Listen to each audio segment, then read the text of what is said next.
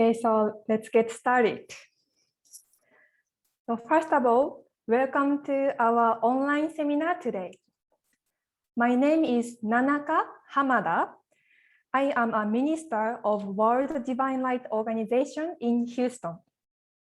So we call my title Doshi in our organization. Before moving on to today's topic, let me introduce our organization and activities, please. Also, time has been set aside for any questions at the end of the seminar. And please let me know when you can't hear me clearly at any time.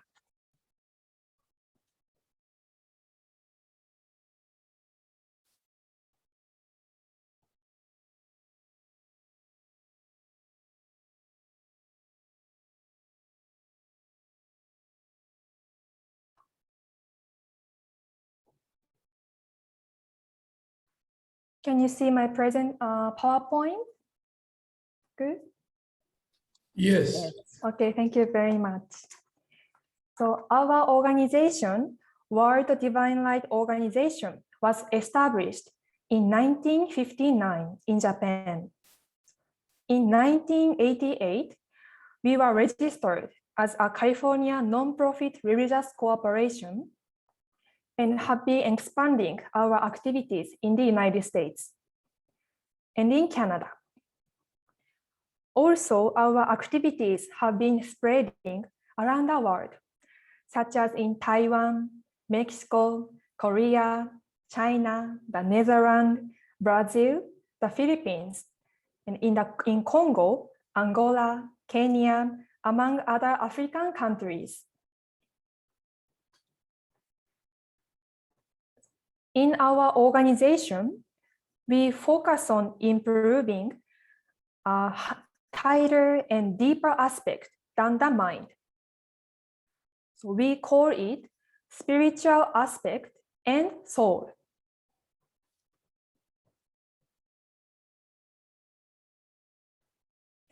So by doing spiritual trainings,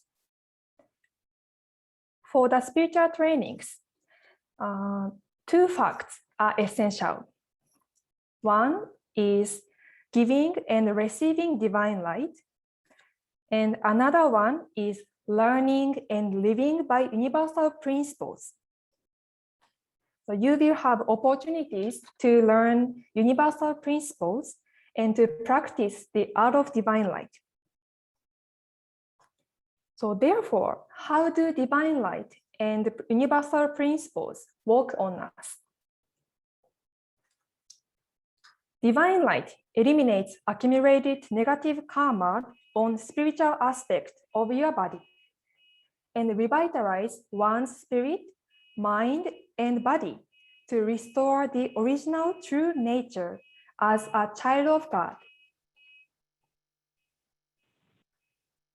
So about universal principles, to put it simply, learning and practicing universal principles leads you into a happier life.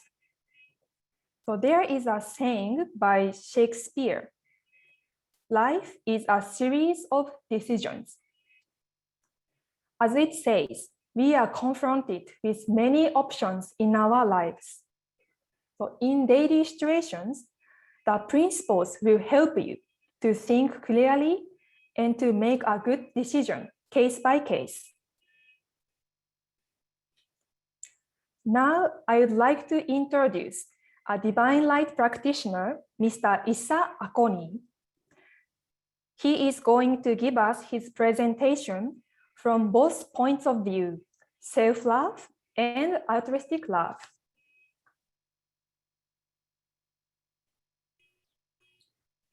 Yes, hello everyone. Good morning, good afternoon, and good evening, and even good night for those of you that are just waking up in France, for example. Very honored to have you, Alioun. And as Nanaka Doshi said, my name is Issa. and I am from Senegal, from the island of Gorée in Senegal.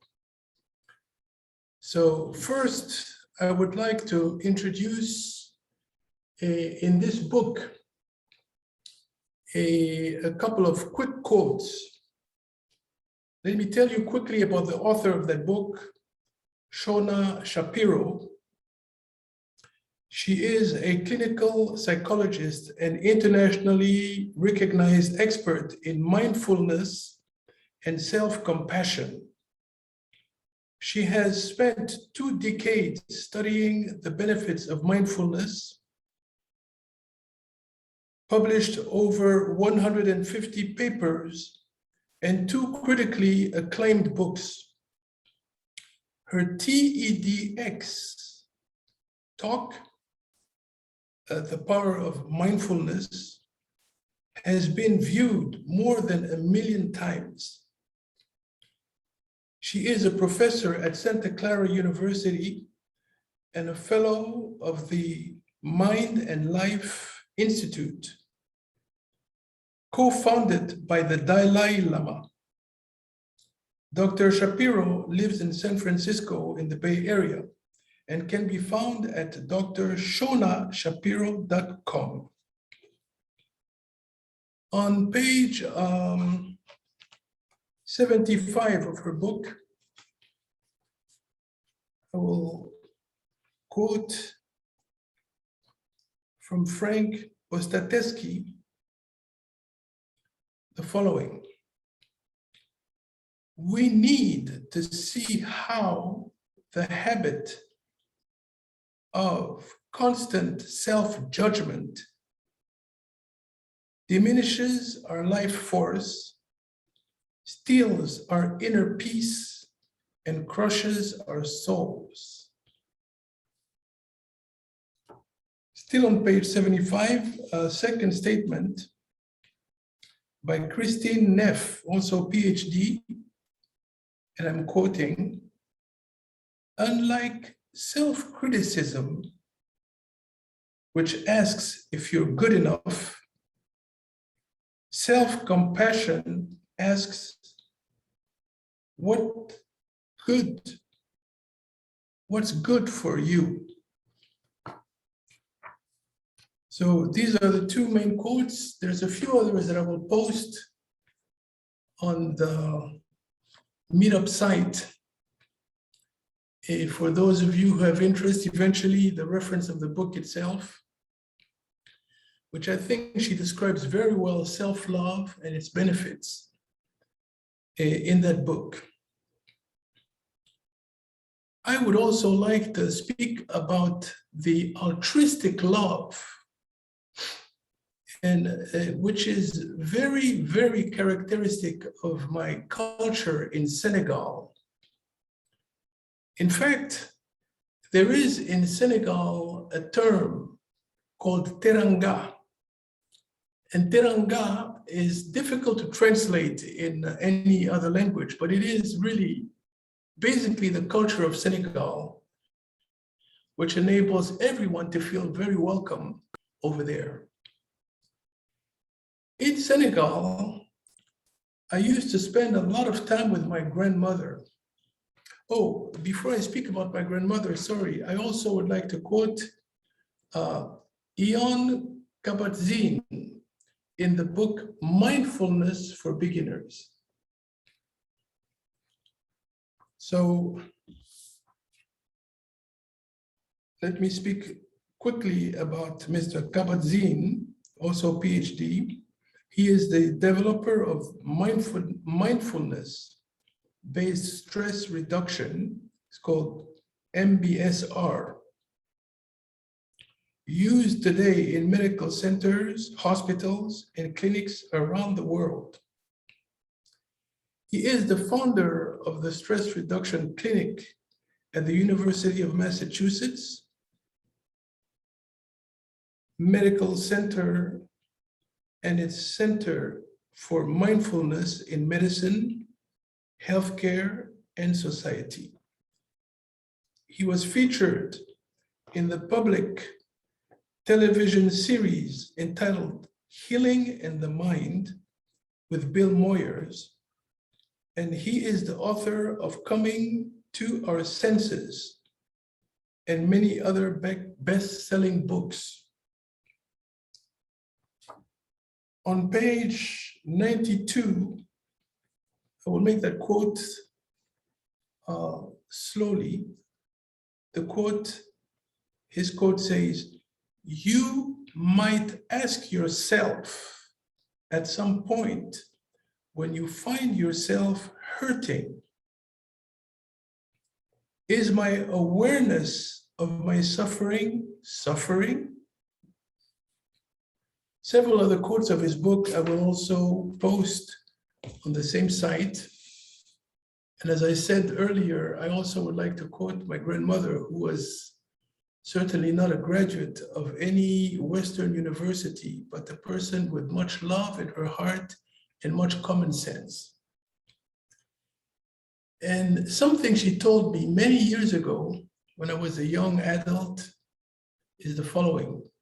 She said, if you want to give love to others, fill a bucket of water in front of you and visualizing the water as the love you give, push the water like this in the direction of the others. And you will see that the water will come two folds on each side, that much intensified coming back to you. If you want to give love to yourself, then pull the water like this in your direction. And you will see that naturally the flow of the water will go away from you on both sides of the bucket. That statement stayed with me all my life up until now, and is, in my view, a interesting analogy using water as a vehicle to give or receive love, to give oneself or to give love to others. Doshi Nanaka spoke briefly before me about our organization, the World Divine Light Organization. And since the seminar is very short, I will keep it as short as allowed in the time that I have promised, but we'll still have 5 to 10 minutes of questions and answers if anything is unclear, or if you need clarification, or if you have any question on the topic. But I would say, as she did, that this organization puts a great emphasis on altruistic love, in other words, love for others. In fact, the practice of giving divine light to other people, and thus enabling myriads of people to experience miracles of all kinds on the physical plan, on the emotional plan, various spiritual experiences. This is a testimony of true altruistic love. And I have been privileged for several decades, almost 5 decades now, to practice this wonderful divine art. And I can testify that it does really wonders. It enables one with love for others to transform the society around him and thus transform himself. So I would like to add that here in the center of Houston, where I'm speaking with you from, we have had so many experiences ranging from miraculous healings to spiritual experiences of all kinds, including protections from accidents and from all kinds of calamities.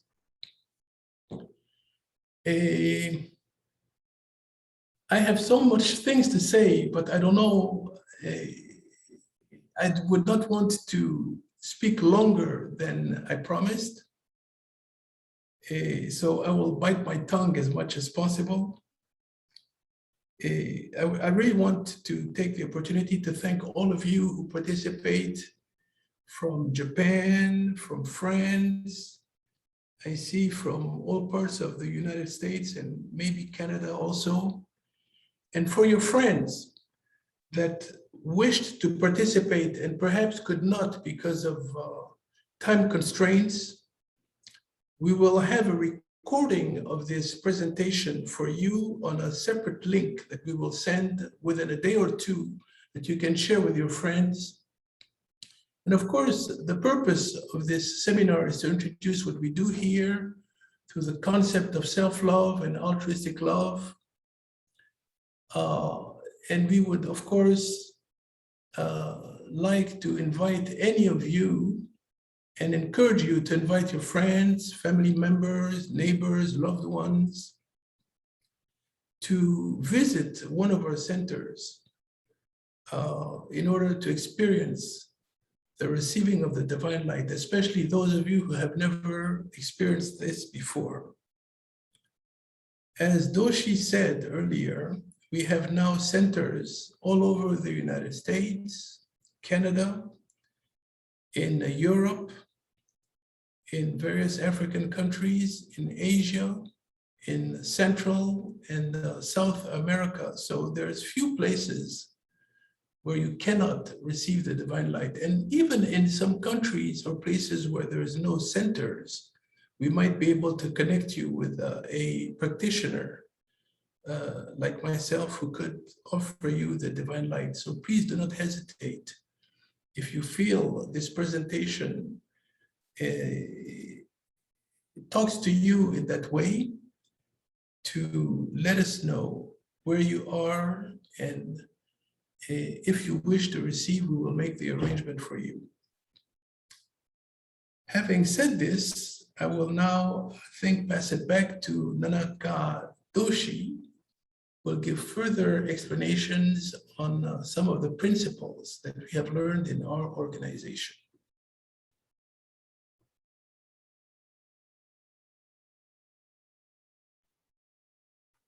Issa-san, thank you very much. So practicing divine light itself is definitely a way of altruistic love. Also, it helps us to cultivate the heart of caring for others.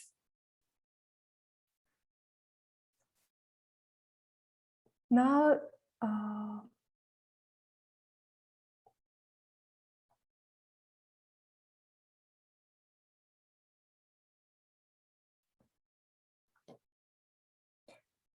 let me introduce to you an important principle we learn here. This is called the principle of spirit primary, mind secondary, and body accompaniment. It is quite obvious when we see the relationship between mind and body. Our body follows what we think. So you are participating in the online seminar today because you thought you want to participate in it. So you made that decision in your mind. So the spirit is existing in a higher dimension than the mind and the physical body. The spirit is the most important part. Also, it can control everything. The mind and the physical body only follows the spirit. The relationship is interlocking, interwoven, and in a trinity condition. If you can't have a clear image of that, please imagine a river flow. So we can recognize where the upstream is, but we cannot draw a line between the upstream and the middle stream. If we spill trash or something liquid in a river, it will have an influence not only the where we spill it, but also in the entire river. So they are really affecting each other. And especially the spirit, which belongs to the highest position, has an enormous influence on the mind and the body, just as the middle stream and the downstream of the river. So this universal principle tells us how important improving one's spiritual aspect is, doesn't it? So we are told that the delight of saving others is greater than delight of being saved, according to the teaching of altruistic love. So when many people join in spiritual activities and start a life of loving, caring, helping, and supporting each other, a circle of joy, happiness, and harmony will expand and leave positive influences in the society. So we have 7 spiritual training centers in the United States and 1 center in Canada. So you can visit website for more information and testimonies. If you are interested in divine light and the universal principles or want to talk to us, please feel free to contact us and ask us anytime through the organizer of our meetup group or website. Also, we sometimes post events or meetup to experience divine light at a local spiritual training center. So we hope you will be looking forward to it.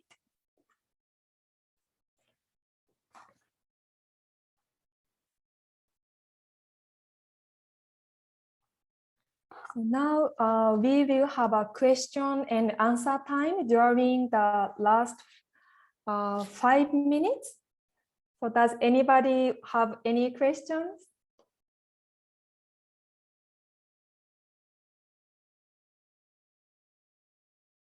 So Doshi, I have one question for you in regards to the principle of spirit first. Can this principle help resolve emotional challenges? Someone who has depression, someone who's sad, someone who's often depressed. How can this principle of spirit first applied in the practice of the divine light, how can this person receive help, please?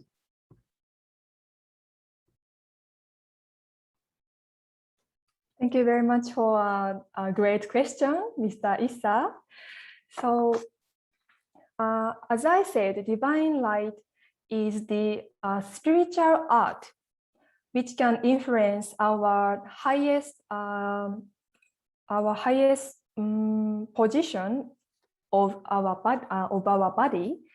So sometimes people feel refreshed and people feel so good after receiving divine light.